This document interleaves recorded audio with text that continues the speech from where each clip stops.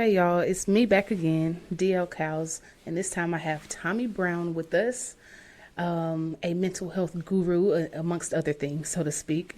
And we are going to be talking about mental health for mental health awareness and bringing in the next month with some mental health. So here we go. Peace, love, and hair grease. The day is one. I gotta win the day. It's today, a great day to be great. No, I can't sit back and wait. No, I gotta win the day. It's today, a great day to be great. No, I can't sit back and wait. Win the day, win the day, win the day, win the day, win the day, win the day, go win the day. Win the day, win the day, win the day, win the day, win the day, win the day, win the day, go win the day.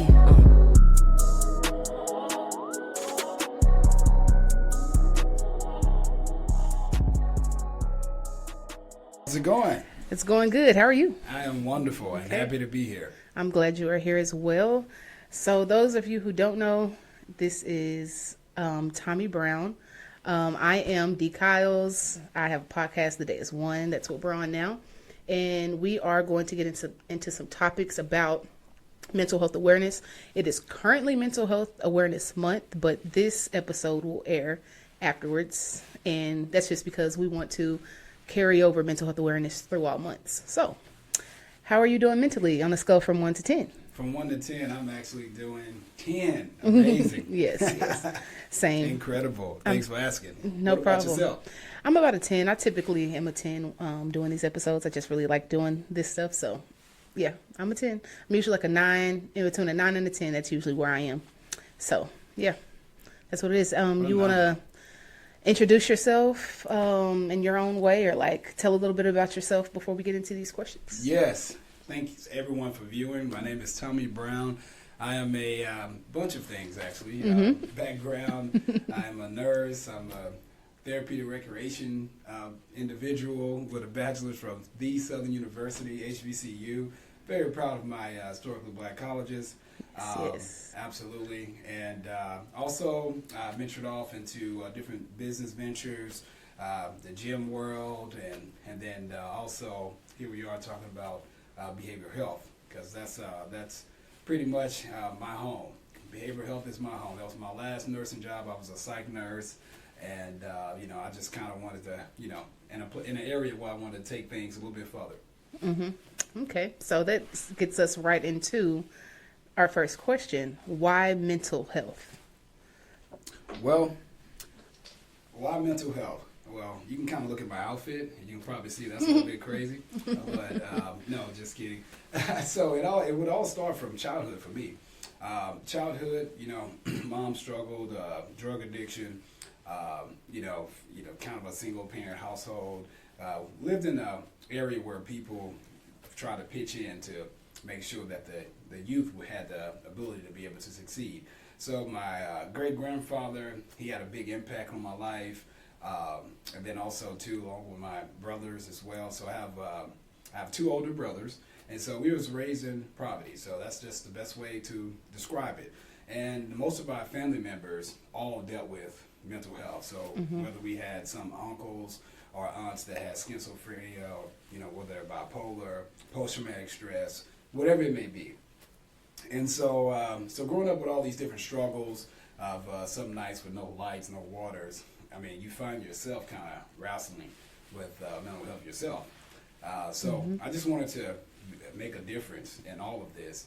And so I chose mental health because mainly my family has been engulfed by it. Yes, and that's something that I can also relate to, because my father's dad, he actually committed suicide, and he was struggling with PTSD and schizophrenia. And I personally want to do some research in those areas as well, but also just growing up, just seeing how mental health wasn't a thing in my family growing up, getting told, ain't nothing wrong with you, or just different things like that. Absolutely. And yes, there's nothing wrong with you, but we still need a little help. Right. So that's one of the big reasons why, and just different things like with my lifestyle and my journey with my mom, and even my journey with my dad. Just everything is growing, and once I kind of took a step back and noticed that I was doing like other things professionally that I couldn't really call it home. I was kind of just doing them because it kind of made sense. I have an English degree, so go teach English. I play basketball, coach basketball, do this. But how different teachers and students would come to me, always like, I started thinking like, man, I should be a counselor. Like, gosh. And then like growing up, different friends, family members just coming to me with like different types of things. And I'm actually like legitimately helping. I'm like, man, I can do this. But something in me was also doubting myself, which is also another mental health journey I had to take within myself, to believe that I do have the power to do this, and I was brought here to do so. Wow. And it kind of fell in my lap. One day I just said, you know what, I'm going to step out on faith and apply to this college. I'm going to apply to some schools. And then I got in. Wow. I got in. Right. And that was really, amazing how I was able to do that and, get in and just kind of find my craft. And that's where I am now, currently in practicum, learning a lot of new things. And yeah, I wouldn't trade it for the world. Like, this is exactly where I'm supposed to be. And yeah. Excellent. Wow. Thanks for sharing that. Yes, no problem. And also a fun fact about Black people and our relationship with mental health. I did some research. I did a research project, and I ironically chose the 90s. I was born in the 90s, born in 91. Okay. And I was like, okay, I'm going to do this part. And that's when I find out that Black people, Black families, our situations and trauma and culture was not considered in mental health until the 90s. And it was just like how ironic that, and I was the only Black person in my group as well. Wow. So I just, boom, got that information. And I've been like advocating like for that ever since, because that's the reason why like our parents and grandparents, like my parents didn't grow up. Anybody that's born in the 90s who has a parent did not grow up with mental health. So that's how far removed we are from mental health. And sometimes we're ignorant to it, thinking that we just have to do stuff old school ways. But that's changing. And that's why we push, mental health, because we need it. Absolutely. Yeah. Definitely important. Mm-hmm. So, what was your journey like getting to mental health? Because you've done a lot of things. Started as a nurse. Like, so how was that in transitioning throughout your life, to actually do mental health? Well, just like most people, you have this passion, and you really don't know which direction to point it in. And so I started off with the nursing piece because I was still just trying to find where do I fit in the world. And but I did fit this in within my gym world. I was able to change people's bodies, but at the same time, it's you're also focusing on mental health that way as well, because every time you work out, your brain releases endorphins, and that changes mood and all those things. And so just kind of transitioning from school to grad. Now I'm in graduated, and then now dealing with the behavioral health. It was all a different transition, because it was a nurse from caring for people on one side, and then it goes to I'm still caring for people, but now more so of an advocate for people. So if someone now doesn't know how to read, or if someone doesn't have the abilities to be able to fill out job applications, or fill out housing applications, things like that, it's like now I have to turn the caring into a whole, to a different direction. So, so the transition has been, it's absolutely been strategic, but not all the way by plan. Yes, and that's just, everything happens for a reason. Just last night, I was at a dinner for my cousin who's going to UT. He's graduated from SOC, and he's playing football out there. And we were just talking about how just go out there and don't worry about making mistakes. Like, even when you think you have a plan or you're doing certain things, when you finally get to like a destination where you can kind of like, wow, I did this, you'll look back and see like, wow, this was not a traditional step to here, but you can't skip any steps. So they're all steps that's needed. Like, there's not a certain way that you have to do something. So yeah, whatever your journey is a part of the steps that you need to get to exactly where you are today. Wow. You sound so poetic. I'm actually a poet, so all that's right. good. Love it. I love it. Okay, so What is one of the most important things that you've learned from mental health? Wow, that's a great question. So being that I deal with behavioral health daily, one of the most important things that I can take away from behavioral health is that no one's circumstance is least. That's probably the best way to put that. We all seem to feel that we have experienced, everything in existence, and when you experience it, you're stronger from it. And if you see someone else experiencing it actually like currently, then you might blow it off. You might say, okay, you can tough it out and you can figure this thing out, type of deal. So that would probably be the most important piece of behavioral health, is just knowing that every case, every scenario is its own scenario, and it's not to be weighed or compared in any type of way. Mm-hmm. That's a good one. I agree with that. No one's entitled to certain experiences. Your experiences, it is what it is. And I like that you said not to be compared.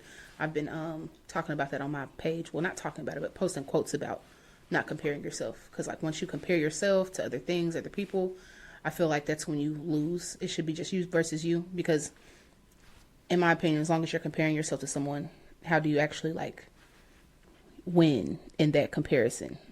How my mind kind of thinks about things. No, absolutely. Okay, so what is a hardship that you had to deal with having your own practice? Like, what is that like? Like having your own private practice and doing what you're doing, and like what's some hardships that you deal with? How do you maneuver around those things? Well, hardships. Well, one of the things in business, having your own practice, you have, everyone that you have on your team, you always want to have the exact same team. But throughout life, different variables happen. Mm-hmm. And so sometimes people move to different states. Sometimes people, they take whatever breaks that they take. And so one of my biggest hardships, I love people. So when I connect with people, it's like I never want to lose them. Mm-hmm. And so I would probably consider it as that. Even though that doesn't occur as much, but still when it does, it's, something that's impacted for sure. Mm-hmm. Mm-hmm. I love my people. Yeah. Okay. And what made you like get like your own? I know you kind of already said it, but like what's a piece of advice you can give for someone that's starting their own? Like what all, like in a small scope, like really quick, what all will someone be dealing with in doing their own thing and creating their own space? I love the song by Jay-Z, I have 99 problems and nobody's one. Mm-hmm. But basically whenever you start your business or whatever venture you embark upon, whatever amount of problems you solve, you basically paid based off the amount of problems you solve. So if you solve $50,000 problems, then you basically, that's the salary that you make. If you solve $1 million problems, then you basically, And so now so part of the question, going back to the question that you asked, it's mainly, if you're embarking on business, just know that things always happen. It's just like, day-to-day life. Sometimes it rains, sometimes it's sunny, and it's something that you need to just be aware of. And then once these sunny or rainy days occur, you take them all the same. You don't allow any of those days to basically get you off course. You don't allow them to cause you not to smile. Now part of how I ventured off this journey, on the inside of me, I knew I needed to like touch more people. I needed to motivate more people. And, and at first, like I mentioned, I thought it was my gym that I opened in Baton Rouge, Louisiana. But people were driving from, 45 an hour and a half just to come work out with me, And so all of those things were very flattering, it's like, that's incredible. But I still knew that wasn't enough. I needed more. And so that's what led me to opening up the own practice, because I felt that if I can actually clone Tommy Brown's, that I would be able to touch more people. And so, as quirky and as witty as my wonderful personality may be, I try to put all that into the people that I work with, so that when we're out helping individuals, they're able to bring that presence, they're able to bring that happiness, that love, that caring, and then the smile. Yes, most definitely. I get what you mean by like wanting to reach more people. That's exactly how I felt in the classroom. I'm reaching a small box of people, and then being in this system cares about the numbers that the kids produce. They don't care about the kids. Right. And it doesn't matter how great you are as a teacher. It's just my perspective, my view. Doesn't matter how great you are as a teacher, educator. You can be the one that goes 1,000 miles for each person. But when it comes to the state, it comes to those test scores, it comes to this stuff, none of those 1,000 steps matter. What matters is the numbers that they're producing. And I was like, that is something that I cannot be a part of. And I'm also only helping a small few, in a way. And I was at Dallas Can Academies, teaching kids who like basically get kicked out of school, or the bigger schools are too overwhelming or whatever. They have behavioral issues and such. And people always think that, oh, it's was it the kids? The kids run you out? No, the kids weren't the problem. We're having fun every day. We laughing, when they're doing too much, I get on them, but we're having fun. They're doing the work or whatever, and I'm teaching them. But there's some things missing, and they're really going through some real things in their, mind. So I can only help them for this hour on this day. And now I feel like I can help much more people in this field with mental health and make things about life that we can't change, make it easier. That's why, my thing is win the day. The day is won, because as long as there's something to make these impossible things easier, then we're winning the day, because there's not a lot that we can do right now about public schools and testing or whatever. It takes time. So some things we just can't change. Absolutely. But we have to change our mind, frame and our mindset about it. So absolutely. That's why. No, I totally agree. Yep. So what are a few things about mental health that you can share with the audience that can help their mental space? Oh man, this one is a hard one. I promise you, that was a hard question. Actually, no. So one of the things that we implement here at Grace Outreach, we implement the 5 go-tos. So I think every person that exists should have this as an intervention for themselves. And so the 5 go-tos is like elementary, basically. It's like simply creating 5 interventions that you can actually immediately utilize if you become upset, anxious, whichever way you're dealing with anxiety, whether you might be, whatever it may be, depressed. And the 5 go-tos, you can simply, you can use exercise. Of course, we talked about, how your brain releases endorphins. Someone can actually, write a story. They can actually write a book. They can write poetry. They can draw a picture. They can also watch a movie. They can take a long walk on a sunny day, whatever it may be. But you have to create your 5 go-to list before the scenario occurs, or before the adversity actually affects you. So, so this has been proven to be very, very effective. It's been giving individuals a fighting chance of dealing with the unexpected. And so, and if you saw this movie back a long time ago, I think it was Money Talks or something like that, but Martin Lawrence was one of the actual actors in the movie, but he basically pushed the point that if you, so acting-wise, I'm kind of losing the actual words of what he actually used, but nevertheless, everything was more so focused on the fact of just making sure whatever you think. It'll come back to me later. Never mind. But it's all good. It's all good. So yeah, definitely. Okay. Yeah, that's good. I think a very good go-to is 90 seconds of breathing. 90 seconds of breath work helps the negative thoughts in your mind and the negativity calm down within your head. So after the 90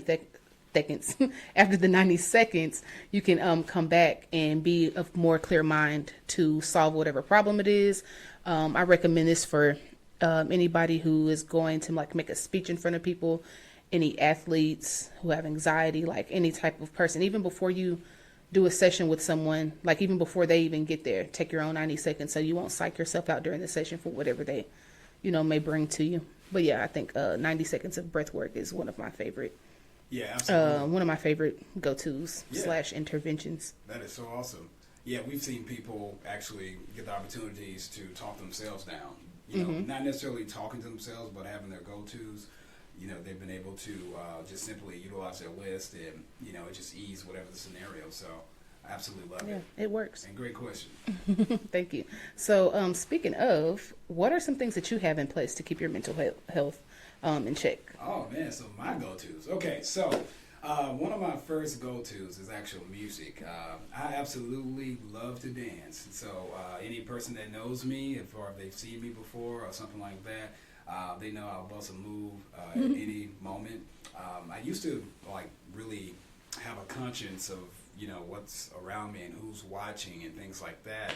But at this age, I don't really, that doesn't bother me at all. It's not something that I tend to focus on. And so whenever I feel the mood, I just do it. And once again, we go back to that endorphin release and all this euphoric feel, that you can stimulate, from the body. So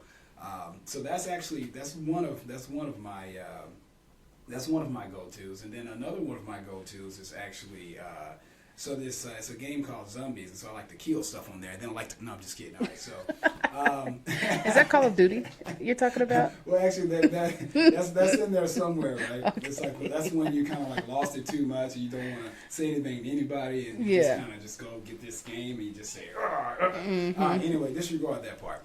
All right, so then one of my other go-tos is actually reading. So whenever I feel overwhelmed, or if I feel that I have a tornado of thoughts occurring, I start reading because it allows me to focus my thoughts. We touch bases on most of the the senses to learn, that is, and so that's one of my methods as well. And so literally, and then one of my third actual methods is actual exercise. So I might have had two: exercise, dance, exercise, interchangeable, whatever. But nevertheless, just simply having the plan. So think fast. Yeah, no problem. So which when you're actually practicing case management or something with a individual, what is your favorite intervention to to intervene with them on? Is it one of the 5 go-tos, or is it a theory-based type of thing that you go in with? What's your favorite intervention? So I would have to say the most commonly used possible intervention would probably be something pertaining to breathing. And I can't stress deep breaths, synchronized breathing, or different breathing techniques, like the even sometimes Lamont's technique of breathing, even though it's not reference to pregnancy or anything.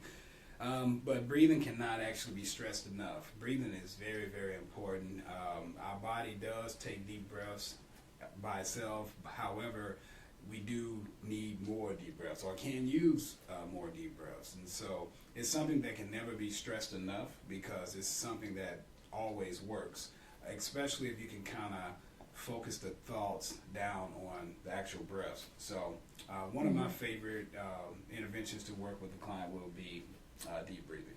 Okay. That's cool. That's good to know. I love implementing deep breathing as well.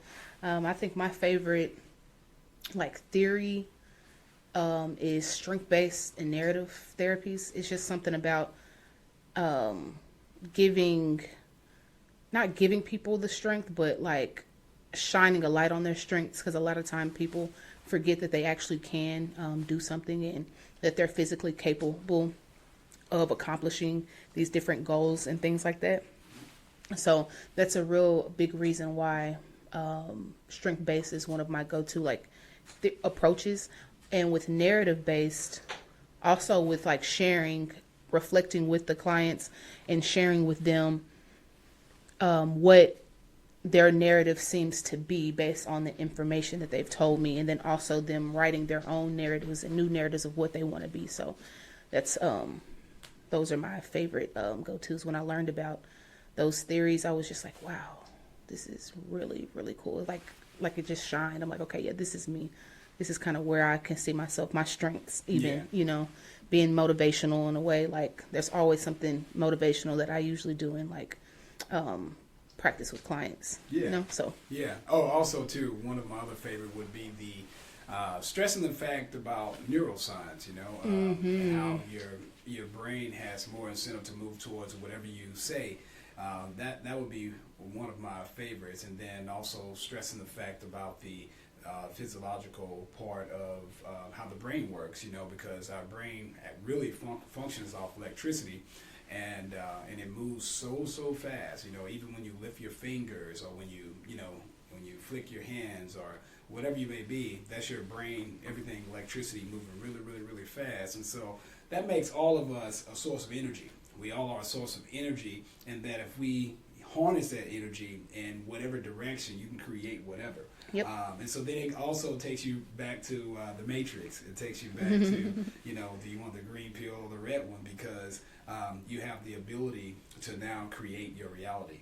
You really do. And so, yeah, that would be my favorites. Yeah. Is that one of your top movies? One of your favorite movies? Well, yeah. Like Matrix, trilogies? yeah. Now now there's 4 of them, but yeah. whatever. Well, it was one of those movies that kind of make you think outside the box. Yes, I love movies like that. Since we're on the topic of behavioral health, it's like thinking outside the box. You know, that could be someone's reality, and it's not for none of us to actually, you know, manage that. So. Yeah, I actually watched a good movie last night, Terminator Genesis. That was a pretty good movie. That's a yeah, you have to watch that if you can. If you have Amazon Prime, like the Prime Video. Yeah, you should watch that. It's like, and I grew up watching Terminator movies, but this one was like full circle, because it's like when the Terminator, he's so old, and like all this different stuff or whatever. Like they brought back the old characters, the one that does the silver thing, and he like basically turns into whatever he wants to, so you don't know if it's actually the person or not. But anyways, a really good movie, and it's kind of based on how we depend on these technologies and stuff. And yeah, so it's kind of like what Siri is. If Siri were to all of a sudden become a robot and control everything, like that might be scary. Yeah, you know, Elon Musk is working on those actual human-like robots too. Yeah, so it's not too far-fetched. All those movies aren't too far-fetched. The same gentleman who said to halt experiments right now. So, and a few others. So that is pretty interesting there. So when it comes to balance, how do you balance being a dad, a businessman, in your personal life? Oh, man. So when it comes to being all of these hats that I must wear, it is quite the excitement. It's quite the excitement. And there's nothing I love most in being a father. You know, I have 2 amazing children, and they're like everything. You know, they're, you know, everything I can ask for. And so so I absolutely love being there for them every way I can. And so we have our relationship there. And then when it comes to managing the business, my children are like extremely intelligent, and so a lot of times they seem pretty intelligent. Thank you. And a lot of times they can actually jump in and help me with some of the stuff that I'm actually working on. So, and then that just kind of help us to get more part time, or you know, anything, whatever we're about to do for that day. And so, but it is a challenge, and it's a challenge that actually comes simply with scheduling. You know, and then also too, when I say simply with scheduling, for all the parents out there. You know that when you schedule something and you have kids, you know, you might have a 95% success, but there will be instances to where you might not just, you know, the schedule won't fall how it needs to. So, but yeah, so that's pretty much what I do. I have to like schedule things out. I have to, a lot of times on Sunday, I try to prepare my meals for the week. You know, try to make sure I have everything that I'm actually, you know, will dine. And then also too, I'll schedule out those same events with my children or the vacation things as well.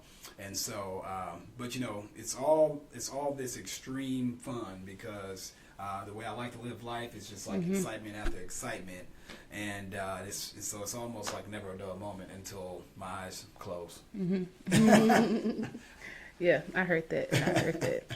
Yeah, I don't have any kids. I don't plan on having any kids, but my nieces and nephews, they keep me young and on my toes, especially my sister's son. Oh my gosh.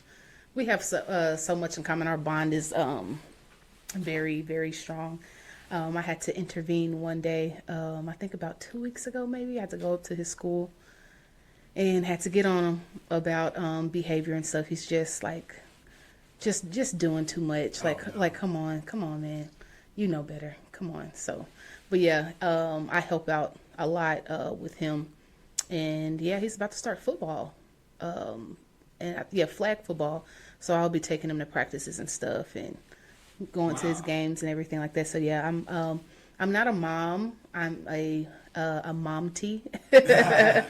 So I help out as much as I can when it comes to my nephew and really any of the others who need help, but he's just the one who needs more help, and everything. So I'm finding that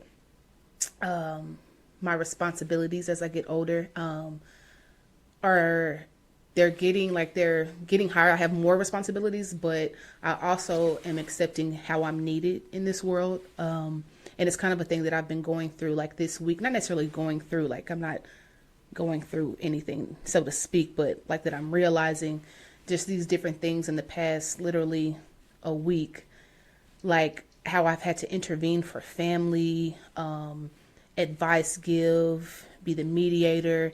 I mean, like day after day after day after day, different family members. And typically I would get drained from doing so, but I don't know. I just pray to be able to handle anything that comes to me and then keep all things away from me that shouldn't be there or that is going to drain me. And I was just sitting thinking like, man, how come I'm not like so irritated by all this chaos? Like, and my partner, my girlfriend, she was like, no, you prayed for this. She was like, I've seen the growth. Like typically like this would have like stressed you out. Like you probably would have started doing bad habits and things like that. Cause I stopped smoking marijuana for a while now. She said, typically you probably would have started back smoking or something because all of this stress, but it's not stressing you because you really prayed for this and you worked on it. I'm just like, wow. I'm just like sitting like, this is pretty amazing. Cause when I tell you like day after day after day, like wow. Mom's side, dad's side, like siblings, like I'm just like, yo, I am out here just being the light. Like I am really out here living my purpose and I am not stressed or tripping about it. Like, so I've gotten to the point where I can just accept my purpose. I'm no longer doubting myself. I'm not second guessing myself. I'm not thinking that I can't do something. I'm not asking for something that I'm not ready for. So like, I really see that I've done, like God has shown me that I've done the work. I've put in the work for everything that I prayed for. So that's why I'm just so good. I'm literally so good. And I come from a place of being sad. Like go back to my childhood 8 years ago. Like I call it the sad gene because my family battles with bipolar, depression, all this other stuff. And even when I was little, my mom would tell me like, we're not being sad today. We're not sad. Everything is good. We're doing this. You're going to be okay. Boom. So a lot of times, like she wouldn't let me be sad if there was nothing to be sad about. Nice. Like just, like, hey, come on, snap out of it. So it's like coming from there to being here. It's like I would have never imagined that I'd be this happy person. Like every day I'm like at a 9, 10. Like I would have never imagined. That's incredible. Like nothing really kind of gets me off of my, I don't know. It's just pretty amazing. Yeah. Yeah. So I totally get it. Yeah. Mental health is a great thing. So yeah. It's almost like developing your chi. It's like when I was growing up, it was this movie, Leroy, and when he got his glow, basically, and Busta Rhymes. That's kind of how he got his like premiere in movies and stuff, or whatever. But it's like he was, Leroy, was a protege basically, and he had to fight one of his toughest fights, and it wasn't until he was like in his worst position, you know, to where he felt his glow. He started glowing, and then he beat Busta Rhymes' butt because Busta Rhymes was considered himself the master in the movie. So, okay. But I totally get what you just described. It's just like you just have your chi, you have that that balance is everything. You know, that wholeness about yourself, and that's beautiful to have. Yeah. So, where do you see yourself in the next 5 years? Well, next 5 years, I see myself over in the Cayman Islands, like kicked up with some, you know, palm trees all around and all that. No, I'm just kidding. All right, so the next sounds 5 like a good years, vacation, though. right? So next 5 years, I see myself basically cloning more of me's and just simply having Tommy Brown's running around everywhere. And no, I'm not talking about having more children. More kids. But in reference to my business, you know, we're pretty much the Uber of psychiatry. So, you know, I plan to have like even more and more individuals going out spreading that same type of love, that same type of energy, you know, in even more states than where we are now. And so the next 5 years, that's where I see myself. And so, with that being the case, then of course, like I explained that scenario of, you know, however much you produce based off, you know, the problems you solve, you know, salary thing from early in the conversation, you know, then that'll kind of be the forefront of, you know, the next 5 years, just simply piecing all those puzzles and making sure that every I is dot and then every T is crossed. Yes. So. Yes, and the lowercase j's. And the lowercase. Absolutely. Yeah, we're trying to solve $1 million problems over here. Multi. Yes, absolutely. Sure. Absolutely. So yeah, the next 5 years, I would like to have my own private practice. Okay. I would like this podcast to be just, booming, you know. I'm going to take this thing as far as it can go. And just really out here being a light, like just glowing, continuing it on, and being an extension of all that I've learned. And yeah, just out here really just living my dreams. And eventually I also want to be a creative writing and a professor for counseling as well. So yeah, that's where I want to be in the next 5 years. I may or may not be that doctor, but I'll be working towards getting that as well, so I can start, you know, teaching at universities and stuff. I could probably teach at universities now, but one step at a time. Yeah. Yeah, one step at a time. Got it. Yep. So, if you were a song, what song would you be? Oh, whew. Okay. You probably should have let me have all these questions before we started, but no, I'm just kidding. If I song, I would be, well, some people kind of look at the artist in a particular way, and I don't judge. I try not, you know, get out of that swing of things, but it's just one particular song that has, you know, been an inspiration my entire life, and I think it's actually inspired a lot of people within this nation, and it's I Believe I Can Fly. And you know, that song, you know, it seems like the artist touched in a bunch of different places. You know, he said he feel I used to think that I could not go on, and I'm not a singer, but I just really love that, you know, that part because you know, I think we all get to those moments where we feel like we can't go on, and then but he said if I can see it, and then he said. And then he said, if I can actually just believe it, then I can do it, you know. And then he said, I believe I can fly. So you asked me what song I can be or I would like if I was a song, it would be that particular song. Yeah. Because to me, that song is all about limitless. Yeah. Limitless. That's a very, very good one. That's a very, very good one because if, what does it say? So shall a man think, so shall he be, or something like that. Yeah. And, you know, say what we want about the artist who sings that song, but regardless of the mistakes people make, talent is talent. And I still truly believe he is and was anointed because of when it comes to songs like that, like it takes, like that song gives you chills if you just sit there and listen to it, regardless of where he is now, what he's done, and so on and so on. But yeah, so yeah, regardless of people's mistake, we don't throw stones. I just don't believe in that either. So yeah, I won't bash anyone really. But yeah, people need help. And also, speaking of mental health, we got to give a lot of grace. This is a grace outreach. Yes. So hey, you just have to, try to help people as much as you can and fix your perspective to give people grace. Yep, absolutely. So, yeah. Yep. So are you watching any sports or anything right now, or Well, do you typically watch sports? I used to. Okay. Back when I played college football, but that's been quite some time. Even though some people still think I'm a college athlete and stuff, or NFL athlete right now, but no, I'm just kidding. No, not really. I have been approached with that, but nevertheless, I kind of like to keep up with the playoffs right now. Okay. It's like when you get down to this phase of it, it's only the best of the best, the elite that's left, and so right now I'm keeping up. I'm seeing who's winning the basketball game. I had the opportunity. One of my good friends and client, Elon, down in Florida. So I was down hanging out with him. He treated me to a wonderful Miami Heat's playoff game. So that was my first playoff game, which was a couple of weeks ago, and it was a blast. And so it's like from going to the game in person opposed to how my normal game watch habits are. I feel like it's increased a little bit. Yeah, it's completely different at the game. Right? Yeah, it's fun. It's really fun. Yeah. But the Celtics, they won again last night. I'm a Celtics fan.